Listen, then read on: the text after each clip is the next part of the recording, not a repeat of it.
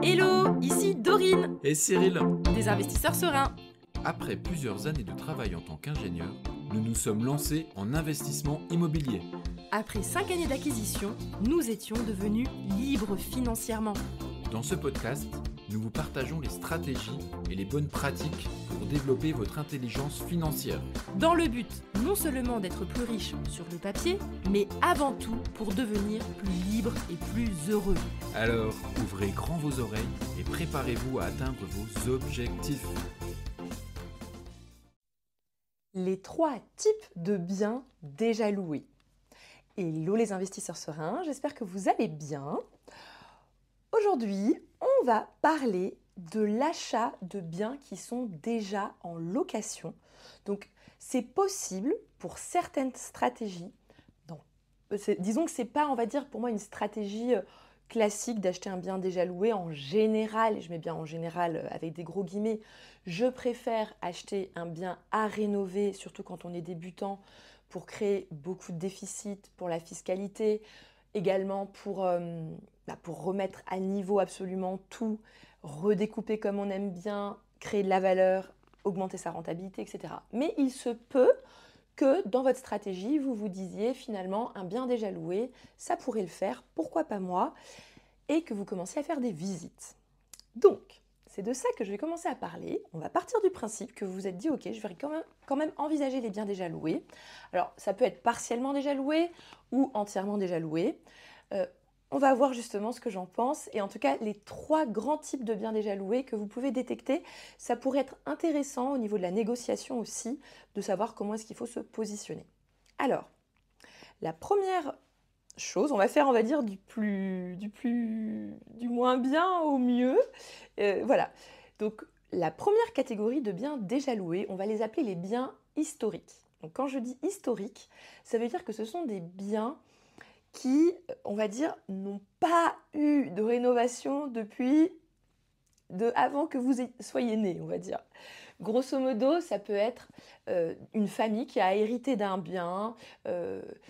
Des fois, ce sont des successions, des fois, ce sont... voilà, les profils de vendeurs, c'est assez varié.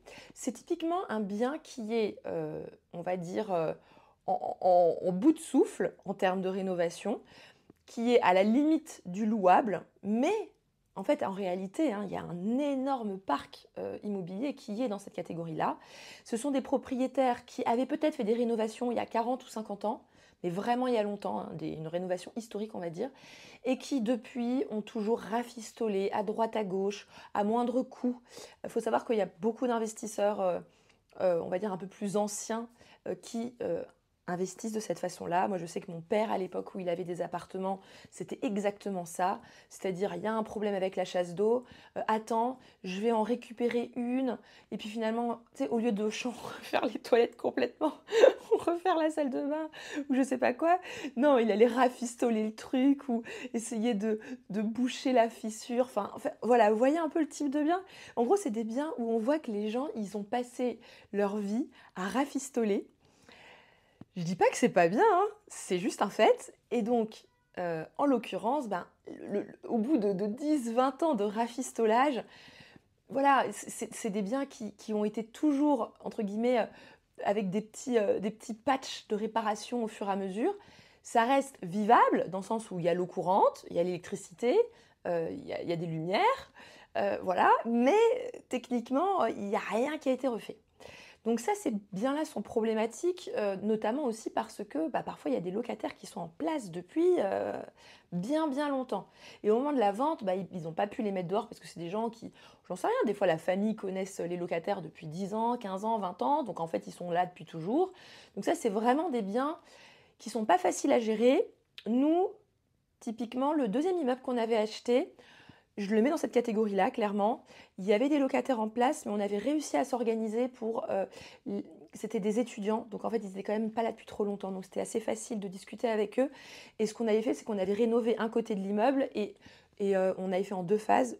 Puis, on avait proposé aux locataires qui étaient dans la partie non rénovée de provisoirement, jusqu'à la fin de leurs études, aller dans les appartements rénovés, moyennant une légère augmentation, mais qui était somme toute très raisonnable et on avait loué moins cher. mais justement pour qu'ils nous laissent le deuxième côté de l'immeuble libre et qu'on puisse faire la deuxième partie de rénovation. Mais voilà, ce sont des immeubles ou des biens qu'il faut totalement rénover. La problématique de ça, c'est ce que je vous dis toujours, c'est que quand on a un bien qui est déjà loué, on ne peut pas emprunter à la banque ad vitam aeternam en incluant dans le prêt global du bien immobilier les travaux. Donc, ça veut dire que normalement, vous avez 2, maximum 3 ans pour débloquer l'enveloppe travaux. Imagine la personne, elle part dans 5 ans, en fait, ça va dire que soit vous devez prendre un prêt travaux spécifique, mais le problème, c'est que les prêts travaux, c'est bien moins intéressant que quand c'est sur un prêt immobilier sur 20 ou 25 ans, soit vous allez devoir mettre ça de votre poche. Donc, c'est pour ça que les biens déjà loués, mais en même temps, ça peut être une très bonne affaire parce que vous allez pouvoir le négocier quand même peu cher. Parfois, les loyers sont jusqu'à 2 fois moins chers que le prix du marché pour un bien équivalent rénové. En tout cas, ça peut vraiment être une opportunité de négociation. Moi, je recommande ça pas pour les débutants parce que franchement, je préfère d'avoir des gens qui ont une certaine trésorerie pour faire ce genre d'opération. Mais voilà, donc ça, c'est la première catégorie. Vous allez peut-être en voir, il y en a beaucoup sur le marché. Souvent, les vendeurs, soit ce sont des anciens qui ont 70 ans, qui préparent leur succession et puis qui se disent attends, on va se débarrasser des biens locatifs qu'on a depuis 30 ans. Voilà, c'est des profils comme ça. Ou bien des personnes, tout simplement, des héritiers qui ont reçu ça. Voilà. En théorie, concrètement, c'est des biens que je veux dire que je trouve un peu en sursis parce qu'ils ont vraiment à un moment donné besoin d'être rénovés. Donc, voilà, à un moment donné, il va falloir se rendre à l'évidence qu'ils sont en fin de vie, quoi. Ces logements, il va vraiment falloir mettre la main à la pâte. Donc ça, c'est la première catégorie. Mais à la limite, celle-là, cette première catégorie, donc on va dire quand j'appelle les biens historiques, ceux-là, en fait, finalement, je les trouve pas si dangereux que ça parce que ça se voit que c'est pourri. donc, du coup, personne ne se fait avoir avec ce genre de bien parce qu'entre guillemets, c'est écrit dessus qu'il y a tout à refaire et que tu as des locataires qu'il va falloir que tu attendes patiemment qu'ils partent pour pouvoir t'y remettre. Donc ça, c'est le premier cas. Maintenant, on va passer au deuxième cas de figure qui sont les biens, on va appeler ça les biens illusionnistes. Donc ça, ceux-là, ils sont très dangereux. Je les mets dans la catégorie 2. Les biens illusionnistes, ça peut être... Alors, pour vous expliquer un peu, ce sont des biens qui ont été partiellement... Enfin, quand je dis partiellement, en tout cas, qui ont été rénovés de façon peu chère, entre guillemets, à moindre coût, pour optimiser une revente. Donc, ça, typiquement, c'est les marchands de biens. Les marchands de biens, souvent, font des travaux de cette qualité-là, c'est-à-dire une qualité assez médiocre. Ils ne vont pas mettre de carrelage dans les salles de bain, parce que ça me fait penser à ça, parce que là, dans la salle de bain là, de l'hôtel dans lequel j'enregistre, ils ont typiquement, c'est ça, hein, typiquement, c'est ça. Ça a l'air joli comme ça, mais ils n'ont même pas mis de carrelage au mur. Enfin, ils ont juste mis des coups de peinture pour que ça fasse propre. Mais il n'y a pas de matériel de qualité nulle part, que ce soit au sol, que ce soit... soit ils mettent du parquet flottant, qui pour moi, le parquet flottant, c'est le truc... c'est le truc à pas faire, c'est le truc typique des biens illusionnistes.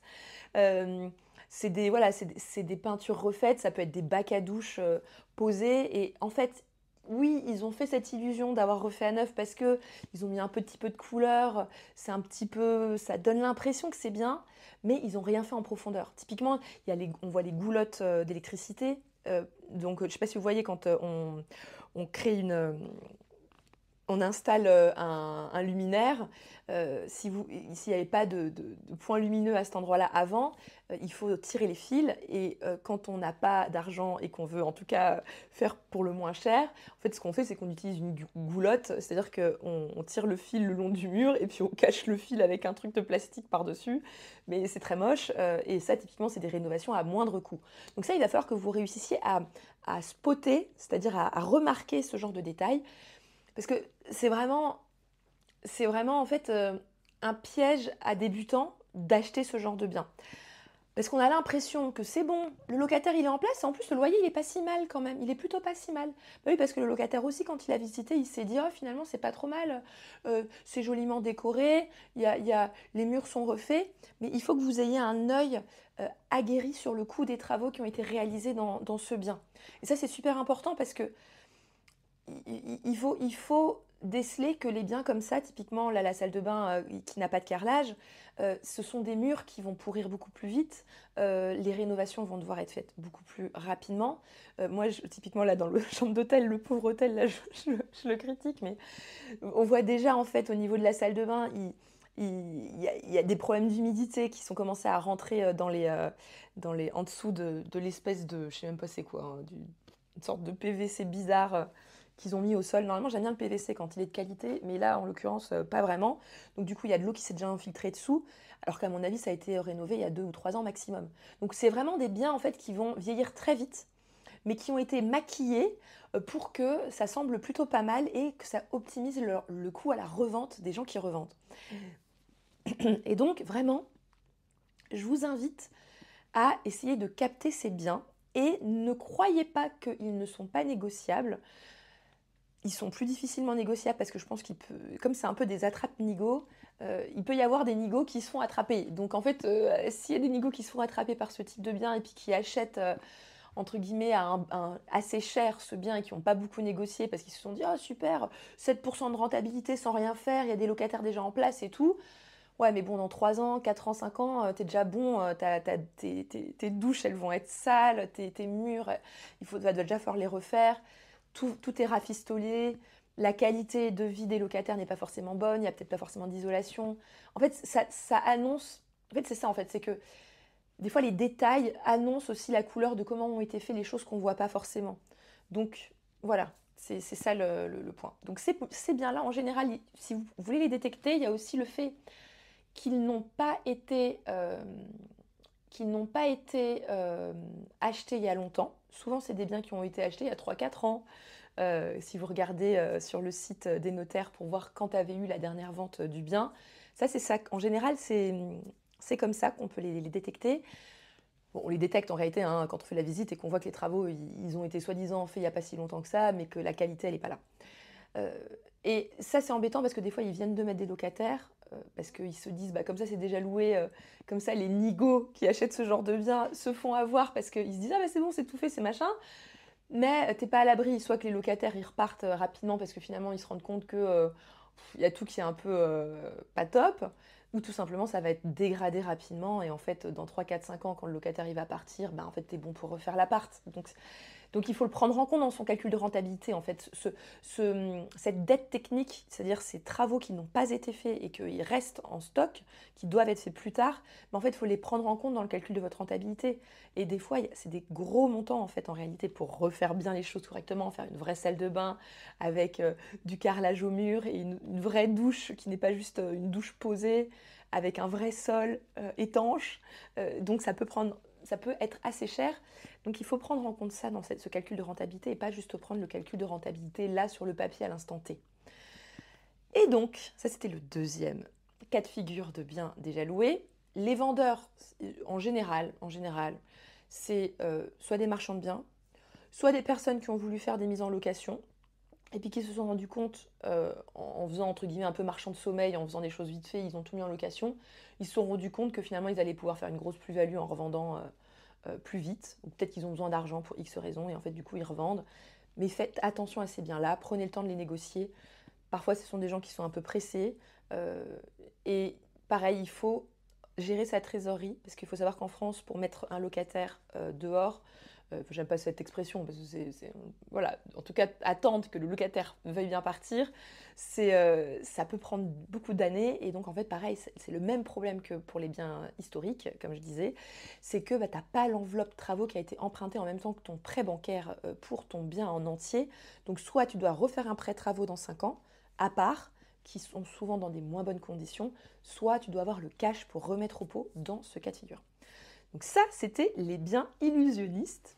Et enfin, la troisième catégorie, je vais les appeler les biens pépites. Les biens pépites, ils sont rares. Ils sont très rares. Okay, ce sont des biens où le propriétaire précédent était un excellent investisseur serein. C'est-à-dire, c'est quelqu'un qui avait vraiment fait des travaux de qualité, peut-être il y a 10, 15, 20 ans, avec une belle rénovation, l'électricité aux normes, des carrelages sur les murs des salles de bain, des vraies, des vraies douches, des vraies cuisines, pas des pauvres kitchenettes posées, des vrais sols qui n'ont pas pris l'eau parce qu'ils ont été mal posés. Voilà, ça c'est vraiment des biens pépites qui peuvent être revendus déjà loués. Et ça peut être de très bonnes affaires, même si évidemment, vous n'allez pas exploser les rentabilités sur ce type de bien. Parce qu'il y a beaucoup d'investisseurs qui ne veulent pas faire de travaux et qui voient ça comme un produit financier qu'ils achètent. Donc, ils se disent, ah bah, très bien, tout est refait à neuf. Finalement, c'est un peu comme un achat clé en main. Donc, ils acceptent que ce ne soit pas le plus rentable de la terre, mais comme ils n'apportent pas de valeur, parce que c'est un bien qui existe déjà tel quel, la valeur a déjà été apportée par le propriétaire précédent, vous n'allez pas atteindre les 9-10% de rentabilité. Ça va être compliqué. Ça peut peut-être aussi avec une excellente négociation et que vous êtes sur un marché où il n'y a vraiment personne parce que vous êtes sur des gros budgets, ou ça peut arriver. Mais sur ces biens-là, bah, vous allez voir que déjà ils sont assez rares, mais comme vous ne créez pas de valeur, vous n'allez pas atteindre des rentabilités excellentes. Mais ça peut vraiment être un bon plan si vous savez que vous êtes plutôt dans une phase où je sais que j'ai une capacité d'endettement forte, je ne cherche pas à faire du cash flow positif, mais j'ai envie d'être tranquille. Là, les biens-là, ils sont excellents. Et donc, pour les repérer, c'est vraiment la qualité des travaux qu'il va falloir capter à l'œil. Quelque chose que malheureusement, c'est avec l'habitude et l'expérience qu'on voit la différence. Prenez le temps à chaque fois, par exemple quand vous allez dans des chambres d'hôtel, d'essayer de voir, ah ok, qu'est-ce qu'ils ont fait comme travaux, combien ça a dû leur coûter. Essayez de déceler tout ça parce que vous allez vite comprendre en fait la différence entre un chantier réalisé de haute qualité par rapport à un chantier fait entre guillemets à moindre coût à la va-vite. Ça, il faut que dans votre œil d'investisseur, vous sachiez le faire. Et donc pour ces biens-là, moi là, pour le coup, je dis plutôt feu vert uniquement si c'est dans votre stratégie d'achat. Je ne dis pas qu'il ne faut pas faire les deux autres biens, hein, les deux biens d'avant, donc les biens historiques complètement à refaire, mais au moins c'est écrit dessus. Les biens illusionnistes où tu as l'impression que c'est refait à neuf, mais bon, il faut quand même partir du principe que dans 5 ans, tu es bon pour rénover parce qu'il y aura des fuites, des machins, des trucs, ça va être... Il y aura des endroits qui seront moisis parce que ça a été fait à la va-vite. Et les biens de haute qualité, donc les biens que j'ai appelés pépites. Typiquement, nous, quand on revendra nos immeubles dans 10 ou 15 ans, parce que je sais que je vous expliquerai un jour un épisode sur la revente des biens immobiliers, ils seront dans la catégorie pépites parce qu'on les a fait dans cette optique-là de les garder depuis sur de longues années. Alors que le marchand de biens, lui, son optique, c'est de le revendre rapidement. Donc forcément, un bien illusionniste, comme la personne qui l'a rénové n'avait pas le même intérêt, son intérêt c'était de rénover à moindre coût pour revendre au meilleur prix. Alors qu'un bien pépite, comme je vous ai expliqué là, l'ancien propriétaire avait vraiment pour optique d'être tranquille pendant 10, 15, 20 ans. Donc ils avaient fait des très bonnes rénovations pour être tranquille pendant ces 15 ans. Et donc même si vous reprenez quelque chose avec peut-être un rafraîchissement à faire dedans, les travaux peuvent être bien moins conséquents et ça peut être juste des peintures à refaire éventuellement à la sortie de locataire, mais pas grand-chose de plus. En général, c'est des personnes qui ont bien entretenu leur parc immobilier. Donc là, pour le coup, ça peut vraiment être intéressant. Voilà, donc je récapitule rapidement l'épisode. Donc premièrement, il y a les biens historiques. Là, c'est écrit dessus qu'il faut rénover de toute façon. Ensuite, deuxièmement, il y a les biens illusionnistes, ceux qui ont été juste faits pour être vendus plus cher. Faites très attention à ça, essayez de les négocier, même s'il peut y avoir des personnes qui, hélas, ne les négocient pas, les achètent telles quelles, mais à ce moment-là, faites-vous une raison, c'est pas grave s'ils sont partis, parce qu'au final, je préfère que vous soyez quand même un peu exigeant et que vous prévoyez cette fameuse rentabilité après avoir à refaire les travaux au fur et à mesure de sortie des locataires. Et troisièmement, les biens pépites qui sont plus rares, qui sont des biens que je considère comme le top du top quand on veut acheter des biens déjà loués parce que ça rentre dans sa stratégie. Voilà, sur ce, je vous souhaite à tous une excellente journée et à bientôt!